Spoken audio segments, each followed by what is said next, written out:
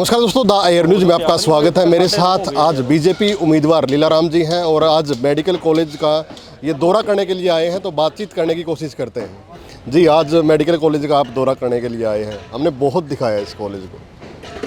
आपने तो खाली ग्राउंड दिखाया, आज मैं आपको दिखाने के लिए आया हूँ कि यहाँ पर 11-11 मंजिल तक के टावरों पर लेंटर लग चुके हैं और दिन रात काम चला हुआ है इस पे। और कैथल के इतिहास में मैं कहूँगा कि माननीय मनोहर लाल जी ने जो सौगात दी थी, इससे बड़ी सौगात कोई कैथल के लिए हो नहीं सकती।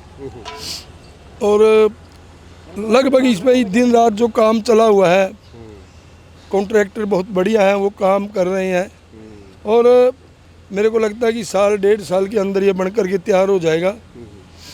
तब कैथल शहर की, जैसे कहते हैं, दशा और दिशा दोनों बदलेंगी, क्योंकि ये छोटा मोटा प्रोजेक्ट नहीं है। ये 1000 करोड़ के लगभग का प्रोजेक्ट है। 994 करोड़ की इस पर लागत आएगी और जिस दिन बनकर के तैयार हो जाएगा, हमारे को उम्मीद है हमारे कैथल हलके की, कैथल के गांव की, शहर के हज़ारों बच्चों को तो इसमें डायरेक्ट सीधे तौर पर योग्यता के आधार पर रोजगार मिलेगा, नौकरियां मिलेंगी। मैं रणदीप सिंह सुरजेवाला से बात कर रहा था आप चुनाव के दौरान ही, तो कह रहे थे कि 11 खंभों पे खड़ा है, तो ये मेडिकल कॉलेज थोड़ी है, कोई 200 करोड़ में कोई मेडिकल कॉलेज थोड़ी बन जाता है। गुमराह कर रहे हैं विधायक जी। तो ये आपने उनसे ही पूछना चाहिए ना भाई, आपको तो ये 11-11 मंजिल तक के 11 खंभे नहीं है, उनको बोलना 11 मंजिल है और 11-11 मंजिल के टावर खड़े हो रहे हैं और ये 21 एकड़ में बनेगा। और सुरजेवाला जी तो अपनी खींच निकाल रहे हैं, क्यों उस पर तो बनया नहीं, उसने प्रचार किया, जैसे ही उसने तैयार किया, अब देखो इसके कहाँ तक दिन रात काम चला हुआ है। वो पीछे वाले टावर हैं जो 9, 10, 11 मंजिल तक, उसके बैक साइड वाले में 11 मंजिल तक भी लेंटर डल चुके हैं। तो इसका मतलब ये है कि आपकी चलती तो है, सारा हल्का जानता है चलती। सुरजेवाला जी भी जानते हैं, वो हर गांव में अपने 2-4 टोट रखता है, उनसे कहलवा देता है। लीलाराम तो ये कहता है मेरी चलती नहीं। सुरजेवाला जी, आपकी तो चलती है। मैं रिपीट कर रहा हूँ पुनः उस बात को, आपकी सरकार थी, आपका मुख्यमंत्री था और आपकी सरकार में चौधरी भूपेंद्र हुड्डा ने कई करोड़ रुपए के हेल्थ से लेकर के इंस्ट्रूमेंट भेजे थे, जैसे CT स्कैन की मशीनें थी, अल्ट्रासाउंड की मशीनें थी और भी कई मशीनें कई करोड़ रुपए की थी। सुरजेवाला से मैंने पूछा था कि तेरी तो चलती है, तेरी सरकार में तेरी मंत्री गीता बुक्कल सारी मशीनें कैथल से उठा करके झज्जर ले गई। भाई पे कोई जवाब नहीं था। और जिसकी नहीं चलती वो मुख्यमंत्री से मिल करके माननीय मनोहर लाल जी ने बिना देरी किए, मैं सुरजेवाला को बताना चाहता हूँ, हरियाणा प्रदेश का सबसे बढ़िया भव्य मेडिकल कॉलेज बनेगा। सुरजेवाला जी 994 करोड़ का इसका बजट है और मैं उसको कहना चाहता हूँ भाई को, इससे हमारे ज़िले की दशा और दिशा दोनों बदलेंगी। ये कितना ज़रूरी आप मानते हो कि कैथल के लिए कितना ज़रूरी था, जैसे बाहर जाना पड़ता था जैसे लोगों को? तो आज के युग में मेरे को लगता है इससे बड़ी कोई सौगात नहीं हो सकती, क्योंकि हमारे कई बार एक्सीडेंट हो जाते हैं, कई बार हार्ट की प्रॉब्लम आ जाती है और उनको इमरजेंसी हेल्प दे करके भेजना पड़ता। चंडीगढ़ जाने में भी 3 घंटे लगते थे, रोहतक जाने में भी 3 घंटे लगते थे, इसलिए 80% पेशेंट मरीज रास्ते में दम तोड़ देते थे। आगे तो भगवान की मर्जी है, परंतु अब पेशेंट की कोई चंडीगढ़ के लिए, रोहतक के लिए जान नहीं जाएगी। यहीं कैथल में ही उनका इलाज होगा, यहीं पर उनको ट्रीटमेंट किया जाएगा। मैं आपको बड़ा शरीफ समझता था कि आप तो शरीफ विधायक हो। कल देखा आपका जलवा मैंने कि आप तो बड़े गुंडे निकले, मतलब कहीं ना कहीं बयान वायरल हो रहे हैं आपके। वायरल तो हुआ होगा, जब मैंने कहा होगा तभी तो वायरल हुआ है। कोई मैं इसमें माननीय मुख्यमंत्री जी से भी पत्रकार साथियों ने पूछ लिया जी, भाई लीलाराम ने कहा, ऐसे कहा। मुख्यमंत्री जी ने भी एक बात कही, भाई ये लीलाराम का स्टेटमेंट है, परंतु हम किसी तरह की गुंडागर्दी ना होने देंगे और ना बर्दाश्त करेंगे, चाहे कितना बड़ा ही है। और ये बात मैंने वैसे नहीं कही, वो टुच्ची हरकतें करता। हमने शहर में पोस्टर लगवा दिए विकास कार्यों को लेकर के, ज़्यादा नहीं लिखे थे, 10-12 काम ही लिखे थे। जैसे medical college, MCCH, mother child care hospital बनेगा 100 करोड़ से 100 बेड का। जैसे रेलवे एलिवेटेड ट्रैक है 200 करोड़ की उसकी ज़्यादा की लागत आएगी, पर कैथल में बनेगा। दोबारा से कोई टेक्निकली उसमें अड़चन आ गई थी, दोबारा से मंजूर है। उससे सारे शहर की सुंदरता बढ़ेगी। ये बड़े बड़े फ्लाईओवर हट जाएंगे, ये अंडरपास हट जाएंगे, रेलवे लाइन हट जाएगी, सारा शहर एक हो जाएगा। 200 करोड़ का प्रोजेक्ट है। सुरजेवाला जी के दिमाग में भी नहीं आई इसी सी बात। जी कहता है ना वो, मैं बड़ा इंटेलिजेंट आदमी हूँ। हमने उसकी इंटेलिजेंसी देख ली। आप देसी जुगाड़ नहीं, जमी देसी से भी देसी। मैं कहता हूँ वो अंग्रेजी है, वो वलायती आदमी है और मैं देसी हूँ। हमारा फ़र्क पता कितना है। वो हर बात में झूठ बोलता है, हमारे से कम झूठ नहीं बोला जाता। मैंने वो बात भी इसलिए कही थी, हमारे शहर से पोस्टर लगाते हैं, उनको उखाड़ देते हैं, उसके फिरते हैं बंदे। हम कोई दीवार पे पोस्टर लगाते हैं, बैनर लगाते हैं, उनको फाड़ देते हैं, उतार देते हैं। भाई सुरजेवाला जी, इन बैनरों से, दीवारों पे लिखने से कुछ नहीं होता। ये बैनर तो जनता के दिल और दिमाग में लाए जाते हैं। वो माननीय नरेंद्र मोदी जी का होर्डिंग कह लें, पोस्टर कह लें, उनकी फ़ोटो कह लें, हर भारतीय के दिल में लगी हुई है। मनोहर लाल जी की लगी हुई है, नायब सैनी जी की हरियाणा के हर नागरिक के दिल में, दिमाग में उनकी फ़ोटो लगी हुई है।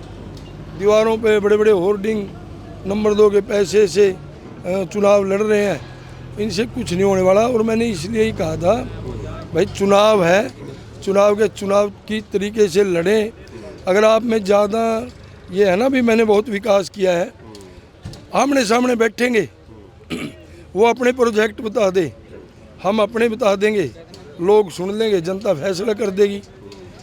बिना कमीशनिंग के 20, 30, 25% जो हमने सुना है, इतने के बगैर तो किसी ठेकेदार की पेमेंट नहीं होती थी। इसीलिए हमारे कैथल ज़िले का एक भी ठेकेदार उसके 10 साल में यह काम नहीं करता था। सारे नरवाना और उचियाना के लिया रखते हैं अपने कैथल वालों को, बेचारों को, सबको मजबूर करके बाहर निकालने का काम किया था। तो आपको चुनाव उठाने का तो तजुर्बा है, ये तो हम मानते हैं। जब बातें हुई थी, जब आपको टिकट मिली थी, तो ये था कि मुश्किल है, बड़ा मुश्किल है।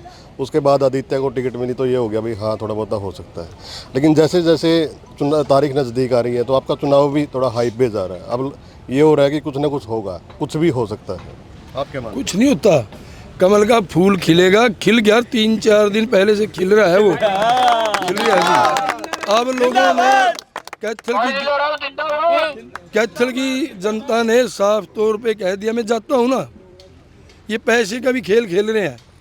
हमने भी लोगों को कह दिया भाई ये पैसे देता ले लियो। पैसे तो आपने भी बहुत कमाए होंगे। कैसे नहीं, मेरे हल्के वालों को पता है, मेरे हल्के के लोगों को सबको कम से कम 80% को पता है। आप कमाते तो लगाते नहीं हो। नहीं, मैं भी खुद कह रहा हूँ ना, मैं या तो मैं जानता हूँ या मेरा परमात्मा जानता भी मैं क्या करता हूँ क्या नहीं। मैं भगवान को मानने वाला आदमी हूँ और मैं उसको ही मान करके कहूँगा भाई या तो मैं जानता हूँ मैं कितने कमाता हूँ और या परमात्मा जानता है आदमी के। तो मेरे परिवार वालों को भी वहम हो सकता है, मेरे घर वालों को, मेरे भाइयों को, मेरी बहनों को, उनको भी वहम हो सकता है भी पता नहीं क्या ले रहा होगा। क्योंकि मैं दूसरी बार MLA हूँ और लोग एक बार MLA रह लें वो बहुत कुछ कर लेते हैं। मैं पब्लिक के सामने कहता हूँ भाई मेरे पास तो रोटी का भी जुगाड़ नहीं था, अब रोटी का जुगाड़ है और इससे ज़्यादा लीलाराम ने चाहिए भी नहीं।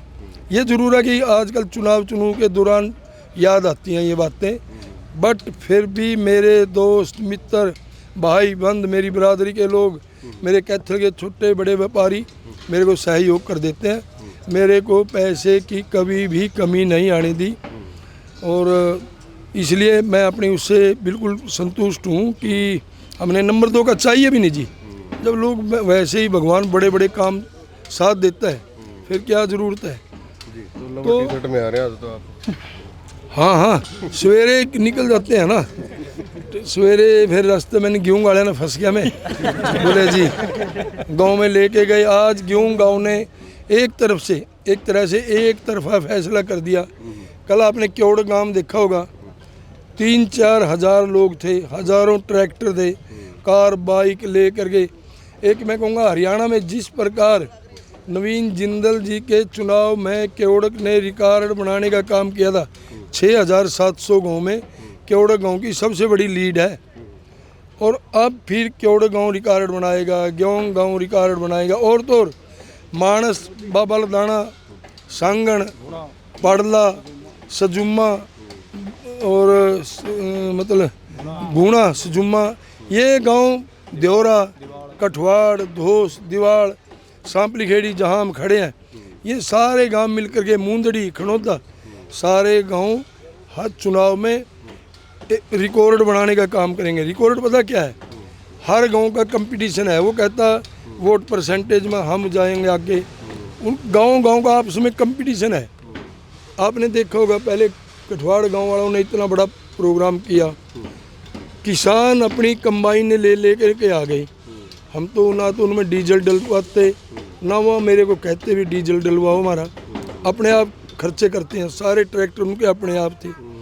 कल उस रिकॉर्ड को तोड़ दिया केवड़क वालों ने। कंबाइन ले करके, हजारों ट्रैक्टर ले करके अपने आप सड़कों पर आए। और एक टाइम तो ऐसा लगता था जैसे 4-5 हज़ार लोग हों। कैसा, क्या कुछ आप संदेश कैथल वासियों को देना चाहोगे? मैं कैथल वासियों को तो एक ही बात कही करूँ हर बार कि आपने कांग्रेस के 10 साल के कुशासन को देखा।